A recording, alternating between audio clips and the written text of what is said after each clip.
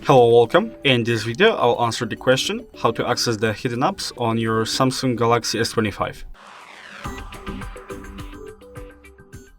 Okay, so the first method, if you don't know what app are you looking for or just want to see what apps are hidden, first open up the settings and here scroll down a little bit until you find the home screen.